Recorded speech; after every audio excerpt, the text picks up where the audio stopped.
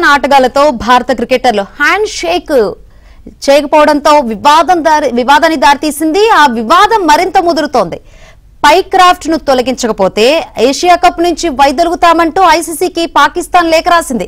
పాకిస్తాన్ లేఖకు స్పందించిన ICC referee Pycroft ను తొలగించబోమని స్పష్టం చేసింది. అటు హ్యాండ్ షేక్ ఇవ్వకూడదని ముందే నిర్ణయించుకున్నానని, తమ నిర్ణయంతో రిఫరీకి సంబంధం లేదని భారత్ ఘాటైన సమాధానం ఇచ్చింది.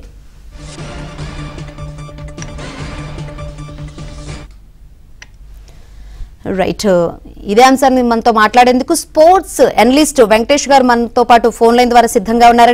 ఏమండి, ఈ సిచ్యువేషన్ ఎలా చూడాలి వెంకటేష్ గారు? ఇది అనవసరమైన రాద్ధాంతం చేస్తున్నారండి పాకిస్తాన్ వాళ్ళు. జరుగుతున్న ఇష్యూ పెట్టాలి.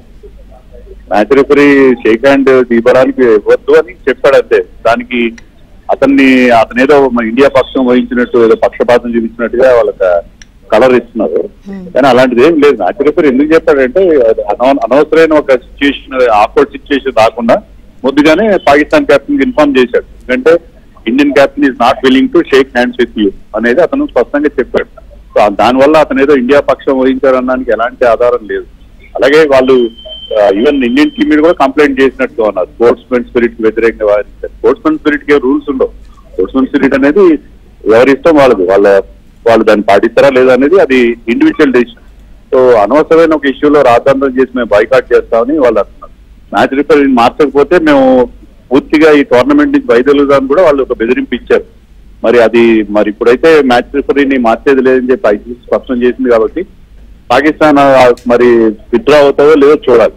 Actually Asia cricket council chairman కూడా పాకిస్తాన్ క్రికెట్ బోర్డు అధ్యక్షుడే దీనికి కూడా హెడ్ గా ఉన్నాడు. మరి అలాంటి సిచ్యువేషన్ లో పాకిస్తాన్ ఎలా విత్డ్రా అవుతుందో నాకైతే అర్థం కాదు. ఇంత రాద్ధాంతం చేయాల్సిన అవసరం లేదంటారు? ఏ మాత్రం లేదండి. చాలా చిన్న ఇష్యూ అది ఇండియా డెసిషన్. అది షేక్ హ్యాండ్ ఇవ్వకూడదండి ఇండియా డెసిషన్. అది ఇండియా వాళ్ళు తీసుకున్న డెసిషన్. దాన్ని అడిగితే అసలు ఇంత అలాంటి సిచ్యువేషన్ ఉన్నప్పుడు ఆడకుండానే ఉండాల్సింది. ఏషియా కప్ నుంచి పూర్తిగా ఇండియా వైదొలిగినా సరిపోయేది. దానికేదో కొద్దిగా ఒక చిన్న ఇష్యూలా, ఒక డ్రామాలా క్రియేట్ చేశారు షేక్ హ్యాండ్ ఇవ్వకుండా. దాని గురించి ఇది ఇష్యూ చేయడం అనేది చాలా చాలా హాస్యాస్పదంగా నాకు.